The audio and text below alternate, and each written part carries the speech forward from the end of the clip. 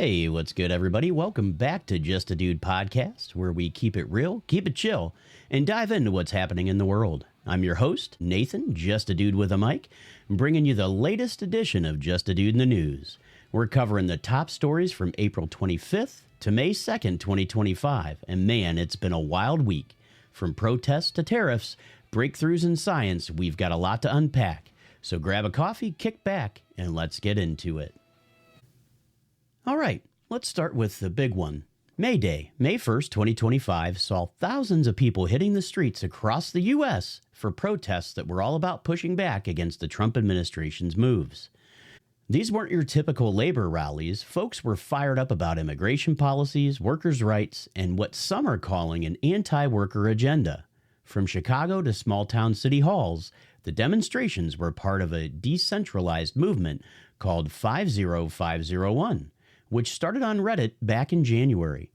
Organizers say they're fighting against deportations without due process and threats to federal agencies. What's crazy is how diverse these crowds were. You had people like Allison, a 35-year-old mom from a conservative Christian background, marching because she feels Trump's actions don't line up with her values anymore. That's a big shift. But one of maybe not many. Protesters were also marking the 250th anniversary of the Revolutionary War's start, tying their cause to standing up against overreach. But it wasn't just big cities. Small towns and Trump-supporting areas saw action too, which shows how deep this frustration runs. Now, not everyone's on the same page.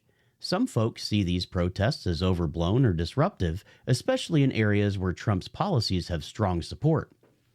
The administration's been doubling down, with Trump himself posting on Truth Social about cracking down on what he calls radical elements. But the protesters aren't backing off. They've already planned more rallies, and this feels like a movement that's just getting started. And it's got people talking about what freedom really means in 2025. So what's next? The 50501 folks are grassroots, so predicting their moves is tricky. But they're clearly organized. With tensions rising over immigration and economic policies, these protests could shape the political vibe heading into the summer. Keep an eye on this one. It's not going away anytime soon. Many people see these protests as complaining just because their candidate didn't win. Will these protests make any change? Probably not, but we'll keep an eye on them as they were a staple of the first Trump administration. All right, let's move on to the next story. Next up, let's talk tariffs. Trump's trade policies are making waves, as they have been for several weeks now, and not the good kind for a lot of shoppers. Reports from May 2nd say tariffs on imported goods are hitting consumers hard, with higher prices popping up everywhere from grocery stores to electronics. Yahoo Finance had a piece about how these policies are blindsiding people at checkout, and it's not hard to see why. Trade with China and other countries is slowing down as tariffs bite. But here's the twist. The Trump administration reached out to Beijing to start tariff talks, and China's saying their door is open. The economic impact is real. NPR reported that while U.S. employers added 177,000 jobs in April, Trump's trade war is dragging on growth. Exporters and importers are feeling the squeeze, with shipping containers piling up at ports in China. The tariffs are meant to boost American manufacturing, but critics say they're raising costs for everyday folks without clear wins. It's a gamble, and not everyone's sold on it. On the flip side, Trump's team argues these tariffs are about leveling the playing field. They say decades of unfair trade deals have gutted U.S. industries, and this is the fix. I kind of agree with this, because we have seen our industries gutted for some time now. It's time to see some fair shakes across the world. Supporters point to job growth in some manufacturing sections as proof it's working. But with prices climbing, it's tough for the average dude to feel the upside when their grocery bills are up 20%. And those trade talks with China, well, they're just starting, so don't expect any quick fixes. This story's got legs because it hits your wallet directly. If tariffs keep pushing prices up, it could fuel more unrest, maybe even tie into those May Day protests we just talked about. But for now, keep an eye on your receipts and maybe hold off on that big screen TV purchase. I personally have not seen increases in prices for groceries or gas in my area, but I'm sure there are places that are taking advantage of these tariffs. It was reported that large retailers like Amazon and Walmart have mass imported goods prior to the tariffs being put in place. If this is the case, higher prices at this time are more likely gouging as opposed to the effects of the tariffs. Tariffs would not likely increase prices for a few more months, and the current administration did admit that prices may go up temporarily, but will likely fall in the future. We will see how this plays out. But for now, let's roll on to our next story. All right, switching gears to some science vibes. The American College of Cardiology meeting in Chicago wrapped up on April 30th, which was a big deal for the heart health news. TCTMD's top stories for April were all about breakthroughs from ACC 2025, covering everything from new therapies for diabetes to better ways to protect your heart during procedures like TAVI. One highlight? A study showing that modern stents paired with something called FFR guidance are closing the gap between stenting and bypass surgery. That's huge for anyone dealing with heart issues. Another big win was the ACC SOUL study, which found that oral semaglutide, a drug for type 2 diabetes, beat out usual care for high-risk patients. This isn't just nerdy lab talk. It means better outcomes for millions of people managing diabetes and heart disease. The conference also tackled hot topics like anticoagulation choices after heart attacks and how to treat ischemia when arteries aren't fully blocked. It's the kind of stuff that saves lives down the road. What's cool is how practical this news is. Doctors are already using these findings to tweak how they treat their patients. But it's not all rosy. New therapies like semaglutide aren't cheap, and access is a real issue for a lot of folks. Plus, with so many new options, it's tough for patients to know what's best without a cardiologist breaking it down. The science is moving fast, but the healthcare system, not always keeping up. Looking ahead, TCTMD says more cardiology conferences in May, like Heart Rhythm 2025 and the European Heart Rhythm Association Congress, will keep this momentum going. If you or someone you know is dealing with heart stuff, this is a reminder to stay in touch with your doctor about what's new. All right, let's keep this moving. And on to our next story. Here's a spicy story. On April 30th, Trump posted on Truth Social that he's gunning to strip Harvard University's tax-exempt status, saying it's what they deserve. CBS News reported this is part of a broader push against the elite institutions, with Trump arguing they're not serving the public good. It's tied to ongoing debates about higher education, free speech, and how university handles protests, like the ones we mentioned earlier. Harvard's been in the crosshairs before, but this move's got teeth. Losing tax-exempt status would hit the university's endowment hard, potentially raising tuition or cutting programs. Critics of Harvard say it's become too political, pointing to campus protests and faculty statements as proof. Trump's tapping into that frustration, especially among folks who feel elite schools are out of touch with regular Americans. I got to agree there. On the other hand, Harvard's defenders argue this is a dangerous precedent. Tax-exempt status is a cornerstone for nonprofits, and targeting it could chill academic freedom. They also point out that Harvard's research and scholarships benefit the public, even if the school's not perfect. Plus, there's skepticism about whether Trump can actually pull this off. Revoking tax-exempt status isn't as simple as a tweet. It's a legal maze, and the IRS would need ironclad reasons. This one's worth watching because it's not just about Harvard. If Trump's serious, other universities could be next, especially ones seen as woke or liberal. It's another piece of the culture war puzzle, and with protests already heating up, campuses could get even messier. From my point of view, private colleges that charge outrageous amounts for tuition should not have tax-exempt status or government funding. I'm all for state schools getting public funding as their tuition is generally more affordable for the student. All right, let's hit the next story. Back on the economy for a second. NPR and CBS News dropped stories on May 2nd about how U.S. employers added 177,000 jobs in the month of April, which beat expectations. That's solid news, especially with Trump's trade war putting a damper on growth. The unemployment rate's hovering around 4.2%, though it's unclear if it ticked up or down last month. Either way, the job market's hanging tough, even with tariffs stirring the pot. What's driving this? A mix of things. Tech companies like Microsoft and Meta are spending big on AI, which is creating jobs in that sector. Meanwhile, industries like healthcare and construction are still hiring like crazy as well. But it's not all sunshine. Some economists say the trade war is slowing down manufacturing and retail, which could hit jobs later. For now, though, folks looking for work have options, especially in places like South Florida, where job fairs are buzzing. The catch is that steady doesn't mean equal. Lower wage workers are feeling the pinch. For now, the job market resilience is a bright spot, but if tariffs keep jacking up prices, it might not feel like a win for long. This story matters because jobs touch everything: your bills, your stress, your dreams. If the trade war keeps dragging, we could see layoffs in some sectors by summer. But for now, if you're job hunting, there's hope. Just don't expect a fat raise anytime soon. This could all change if Congress passes what are expected to be the largest tax cuts in history. If that does happen, the tariffs would make items a bit more expensive, but the savings in taxes will more than offset those prices. But for now, let's move on to our next story. This one's heavy. CBS News ran a story on May 2nd about a Nashville mom and former TV meteorologist, Bree Smith, who got caught in a sextortion scam. Her image was doctored into explicit photos and videos, and scammers tried to extort her for cash.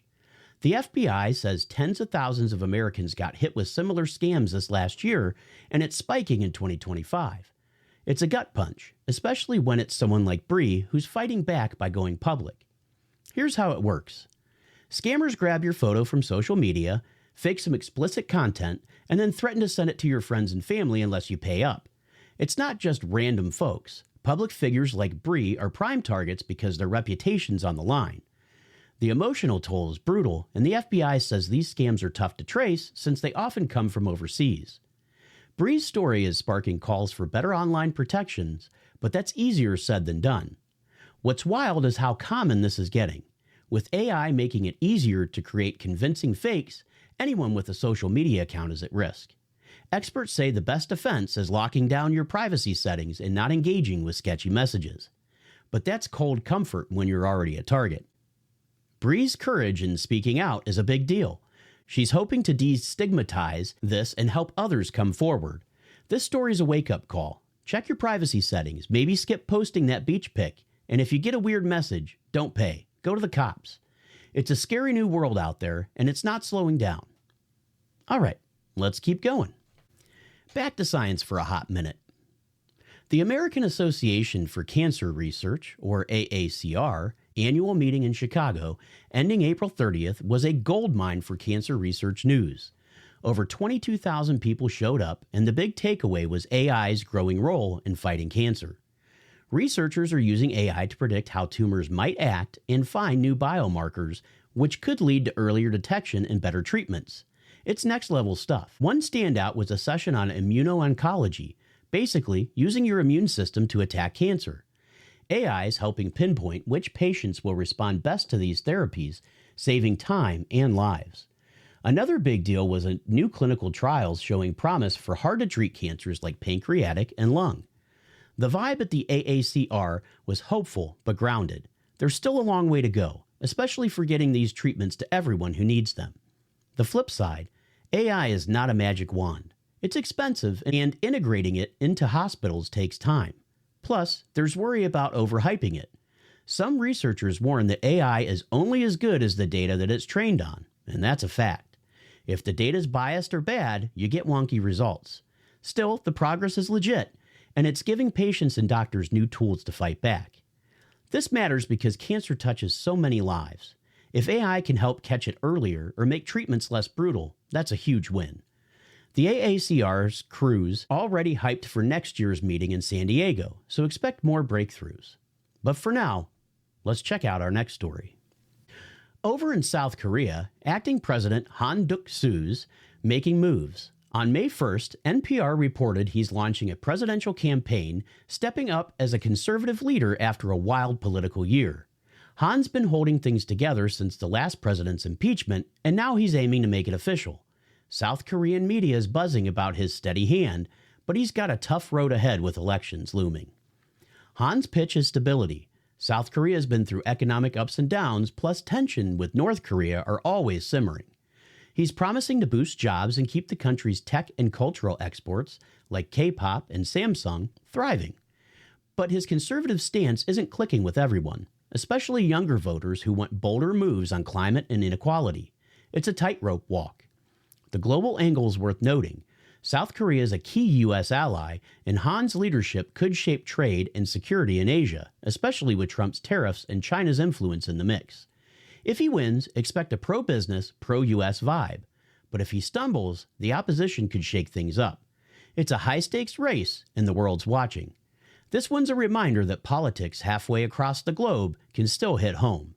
South Korea's economy and alliances matter, and Han's next steps could ripple out. All right, let's hit the next story. On April 30th, Israel marked its Memorial Day, called Yom HaZikaron, to honor fallen soldiers and attack victims. NPR noted it was especially heavy this year because of the ongoing war, the longest in Israel's history. The country paused for 2 minutes of silence, and ceremonies at places like Mount Herzl Military Cemetery drew huge crowds. With the conflict still raging, the mood was raw. This war has been brutal, with thousands of casualties and no clear end in sight. Families mourning loved ones used Memorial Day to call for peace, but also for strength. Israeli leaders, including Prime Minister Netanyahu, vowed to keep fighting until total victory was accomplished, which has some worried about escalation. The day is always emotional, but 2025 felt like a gut check for the nation. Globally, this story is a lightning rod. Protests in the U.S. and Europe, including some tied to the May Day rallies, have called for a ceasefire, while others back Israel's right to defend itself. The war is also straining U.S.-Israel ties, with debates over military aid heating up. It's a mess, and no one's got a clean answer. For now, Israel's focused on honoring its dead while bracing for what's next. The story is a reminder of how fast things can spiral and how hard it is to find common ground. Let's wrap up with our last story. Let's end on a lighter note. The 2025 Kentucky Derby is happening this weekend, May 3rd, and CBS News says it's got a field of 20 horses ready to run for the roses. It's the first leg of the horse racing's Triple Crown, and the hype's real. Think fancy hats, mint juleps, and a whole lot of betting. The Derby's a cultural staple, and this year's shaping up to be a banger. The favorite's a colt named Fierceness, but the Derby's known for upsets, so don't sleep on the long shots. Churchill Downs is expecting over 150,000 fans, and the economic boost for Louisville is massive. Think millions in tourism and betting. Trainers and jockeys have been prepping for months, and the stories behind each horse, from a family-owned stables to big money syndicates, add some heart to the race. What's cool is how the Derby brings people together. You've got everyone from blue-collar bettors to billionaires sipping champagne in the same stands. It's not all roses. Animal rights groups are still raising concerns about horse safety, and the sport's had to tighten regulations after past scandals. Still, for one day, it's a party, and that's worth celebrating. So if you're tuning in, grab a drink and cheer for your pick. The Derby's a slice of Americana, and after a heavy news week, it's a nice breather. All right, that's our top 10. Let's wrap this up. And that's a wrap for this week's Just a Dude in the News on Just a Dude podcast. From protests to ponies, we've covered a lot of ground, and I hope you're walking away with a little more perspective on what's going down. Big thanks for tuning in, and if you're digging the vibe, drop a review or share the pod with a buddy. It helps keep the lights on. Next week, we'll be back with more stories, maybe a few laughs, and definitely some real talk. Until then, stay curious, stay chill, and keep being just a dude or a dudette. I'm Nathan with Just a Dude Podcast.